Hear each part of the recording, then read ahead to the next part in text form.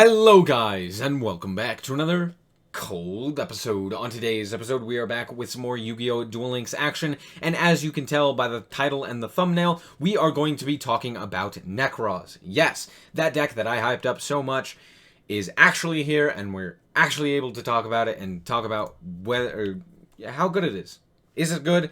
Is it not? Let's talk about it. First of all, Territory of the Sharks. Yes, we're playing Territory of the Sharks. If you don't know what this does, it changes all of your water monsters on the field into level 4s, and you can only utilize water monsters in your deck and extra deck. Pretty good, but with that, we're utilizing the Deep Sea Diva package in order to utilize this skill. You can go Deep Sea Diva into your Atlantean Heavy Infantry, and this card basically allows you to get a free quick effect pop on the opponent's turn, as well as negation for anything that happens in the grave.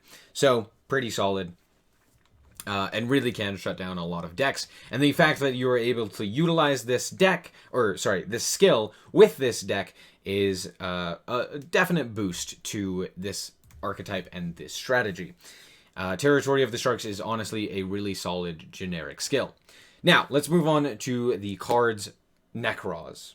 Nekroz cards are actually all really good. They read really well, especially for ritual cards. And they were tier 0 in the TCG because a lot of their cards are very recursive, and they do basically everything that you would want a ritual spell card to, ritual card to do. Just anything associated with ritual monsters, they do it really well. So, first of all, let's talk about Brionic. This card can be discarded to add a Nekroz monster from your deck to your hand. Really solid. Any Nekroz monster, add it to your hand with Brionic. Super solid. And then you can target up to 2 face-up monsters. Well, while this card is on the field, you can target up to 2 face-up monsters that were special summoned from the extra deck. Shuffle them into the deck. First of all, you don't destroy them. Second of all, you don't banish them. And third of all, most importantly, you shuffle them. And it's 2. It's really good. Problem is, there's not a lot of really strong extra deck monsters that are being played right now, but the bigger downside to this is that you kind of just want to add a different Nekroz monster from your deck to your hand, and that is Gungner. Gungner says, during either player's turn, you can discard a Nekroz card, target a card on the field, destroy it. Now, why is this better? Because it says during either player's turn, meaning if you go first and you summon out a Gungner and you have a discard fodder, you can literally stop a lot of opponents' plays, because a lot of opponents or a lot of decks require a singular card to end up working for them to actually get their effects off and running. Right? Imagine if you stopped a Harpy Channeler from being able to utilize its effect. Right? Imagine if you stopped a Lumina for Lightsworn or something along those lines. Right? There's a lot of different decks that can really be stopped by just popping a singular card. Also, during either player's turn, you can discard this to protect a Nekroz card from destruction. Insane card. And then we have Valkyrius. Valkyrius is limited to 1 because it says negate the attack and end the battle phase. How do you do this? By discarding this card and banishing a Nekroz monster or a Nekroz card from your graveyard. Honestly, you could literally just search out Brionic, or search with Brionic the Valkyrius, and then you have the Nekroz card in the grave to end the battle phase. There's a reason that this card is limited to 1. I don't think it's necessary. I think limiting it to 2 would probably have actually been better for the game, but honestly, it doesn't matter all that much. Valkyrius is still limited, and we can only play the 1, so we're playing it, because it's actually pretty good. Now, both Valkyrius and Gungner have a downside. They cannot use a level 7 or a level 8, respectively, monster for their ritual summon, meaning they have to bypass it in other ways, by either utilizing different levels of cards, or Shurit. Shurit, the other Nekroz card, says you can use this to ritual summon, or to fulfill any requirement for a ritual summon of a Nekroz monster. Meaning, you can bypass the downsides of both Gungner and Valkyrius by tributing off this guy. Also, if he's tributed, you can search out your Brionic. That's the only other card you can search out, but if it's tributed, you basically get another search with Brionic, or you could end up summoning it if you need the extra deck shuffle. But moving on, we have Gishki Chain. It just allows you to add one ritual spell or monster. That's what they're called. You can either add a ritual spell or a ritual monster from the top 3 of your deck, add it to the hand, and then set the other 2 in any order.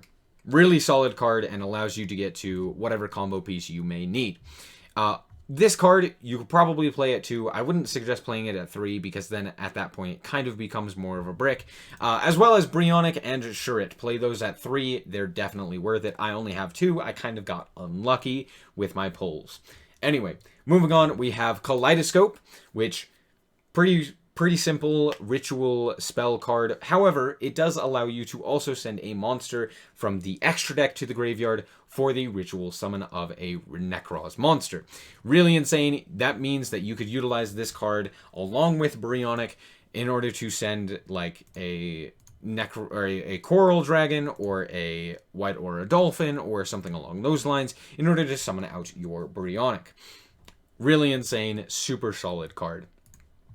Then we have Nekroz Cycle. This one doesn't do anything special. It just allows you to ritual summon. And Nekroz Mirror allows you to banish a Nekroz monster in order to fulfill the requirements for your ritual summon. Meaning, if you had another ritual spell, all of them have hard once per turns.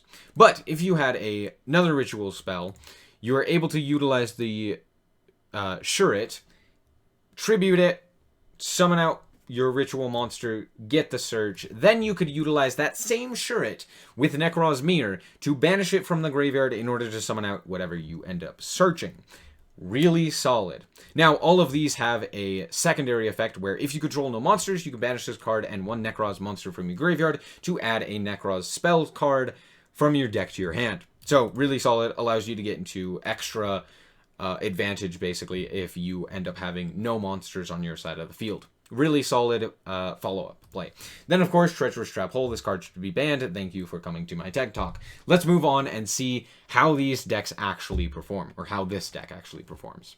Alright, here we are in KC Cup, by the way, and we are up against Seto Kaiba going second. Yes, I know that this is in the KC Cup, but honestly, I don't really care. I need the gems. I'm not going to lie to you. We actually ended up drawing into Deep Sea Diva as well as a Nekroz spell and a Nekroz ritual monster, which is pretty good.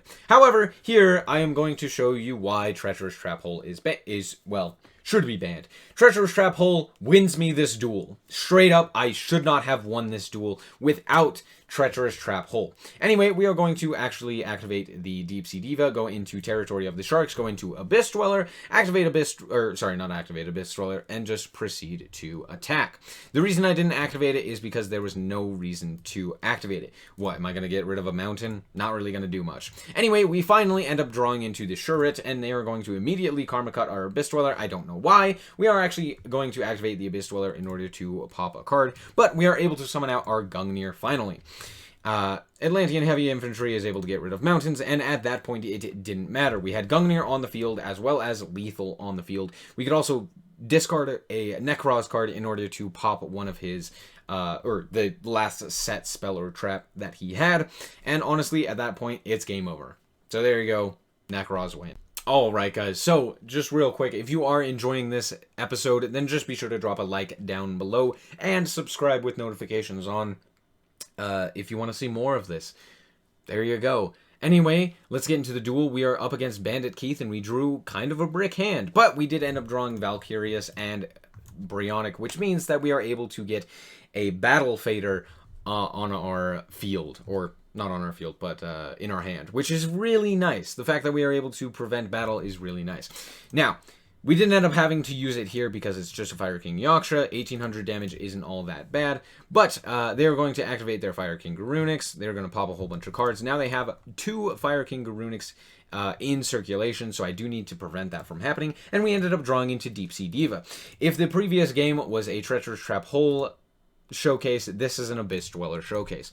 So here we go. I'm going to end the turn after making Abyss Dweller. Then during the draw phase, I'm going to activate that Abyss Dweller, and I'm going to pop their Fire King Brionics to prevent them from coming back onto the field during the standby phase. They immediately pass, and we are going to go for our Brionic in order to search a second Shurret. Now, I did make a slight mistake here by setting this Shurret, but honestly, the reason I did this was because I wanted to potentially get another Shurret onto the field in order to go for something like a Hope-Woven Dragon Spider or another Abyss Dweller if need be, because I would have been able to utilize our Territory of the Sharks on our Shurret in order to make it a level 4. But I ended up just attacking for 600, and this Wall of Disruption kind of screwed me. Now, they are able to get into a Sacred Phoenix of Nephthys, which is kind of interesting, but it ends up not mattering because we are just going to negate the battle phase and then proceed to our own. Now, I make a huge mistake here. During the draw phase, I activate Abyss Dweller, and now I lose the boost of 500 attack for all water monsters. This literally prevents me from getting lethal, which I will explain in a second. But the reason this was a mistake, and the reason I did it, was because I thought this card was going to come back during the standby phase. However, it specifically says during your next standby phase, meaning it would only have come back on the opponent's turn. As it is my turn, I didn't need to do this, and if I had read my Yu-Gi-Oh cards, this wouldn't have been an issue. However, it ends up not mattering. We're going to tribute off this Nekroz that was on the field. Now, I also make another big mistake here. What I could have done is I still could have activated or I still could have gone for the Territory of the Sharks play, summoning this second Shurret, go into a level 4 XZ, and then, you know, detach with our Abyss Dweller in order to activate Nekroz Mirror, in order to banish that Shurret from the graveyard to summon Gungner, and right then and there we have lethal on field again.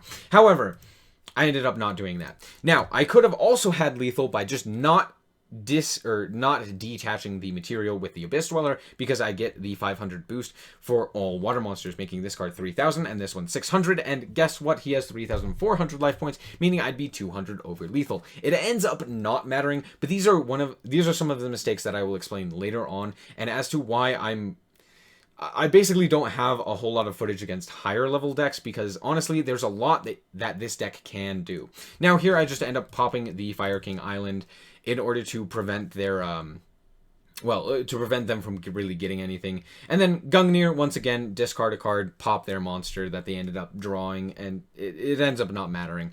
And there we go, we win the game. Alright, so here we are up against Duke Devlin. Now that last one, it felt more like an Abyss Dweller showcase instead of an actual Nekroz showcase, but this one will show you the power of Nekroz of Gungner. So first of all, we are just going to ritual summon it with our mirror. Bring it out, pretty solid. We had double Shurret in hand, which is pretty nice, but honestly it doesn't end up mattering. We're going to activate Brionic after searching it in order to search out our Valkyrius, and now we have 2 Nekroz names in hand, meaning we can pop on the opponent's turn and our own if need be. But it ends up not mattering. We are going to let them summon the Raiden, and then we're going to pop it during the end phase before it's able to get its second effect off, because I realized they didn't really mill anything too great, so it didn't end up mattering all that much. They ended up not summoning anything else, and we were just able to attack in for 2,500, and then they summon out their Lumina, and I realized if I stop them here, it's probably game over, even if they have something like a Levianeer or a Judgment Dragon in hand. They're not going to have enough cards in order for them to actually activate any of those, so I'm just going to pop it, and they immediately concede after that. And there you go. Gungner, being able to just pop cards on the opponent's turn is absolutely insane, at least in Duel Links. Alright, so let's quickly talk about the deck. As you could tell, probably by those replays, those weren't the strongest of decks that I was going up against, and honestly, I kind of flubbed on some of the duels. I definitely could have won some of them, but I made 1 or 2 very important mistakes and didn't end up winning. There's a bit of nuance to this deck. It's not the most simple. There's a lot of plays that you could go for that are pretty nice. Like, for example, you could go Deep Sea Diva into your Atlantean Heavy Infantry and to an extra normal summon for your Gishki Chain, because this guy does get you an extra normal summon for this type of card. So that's very nice to have, and it allows you to basically get as much follow-up as you can, as well as just making sure that you utilize Brionic as effectively as you can. This card is absolutely insane, and if you have 3 of it, play 3 of it. as I said, this card's actually crazy. Sure, it could also be bumped to 3, as well as Gishki Chain, as I've already mentioned, could also be bumped up to 2 or 3. But Brionic is definitely a 3 of. This card's insane. It allows you to get to Gungner. It allows you to get to Shurit. It allows you, or it's able to be searched off of the tribute for, or off of the tribute of Shurit. And it's just really, really solid. Also, the fact that it doesn't have that summoning condition or summoning restriction, allowing you to utilize Kaleidoscope more effectively, as well as utilizing the actual on-field effect to shuffle away extra deck monsters. I mean, that's not bad. It's really solid. So, all in all, it's just a good card, and you basically need more... You basically need as many ultra rares as you can get to make this deck work. Things like more Gishki Chain, Deep Sea Diva, Brionic, all of these cards are super important. And it's a very, I want to say pay to win deck, but it's also very, very fun. And you could play it in lower ranks or even in not lower ranks if you have the cards. And you could definitely have fun. I don't think that it's going to be a meta threat, though. At least now, we're missing a bit of consistency and a bit of power. Gungner's insane, but it does require you to discard cards, which means that it only has so much power. But yeah, I mean, all in all, it's a good strategy. It's very fun to play, and I definitely enjoyed it. I hope that you guys did indeed enjoy this episode. If you did, a like is very much so appreciated. And if you want to check out more content like this, as well as more Yu-Gi-Oh! Duel Links action, then just be sure to subscribe. Anyway, thank you guys so much for watching. And remember to always stay frosty. Bye-bye.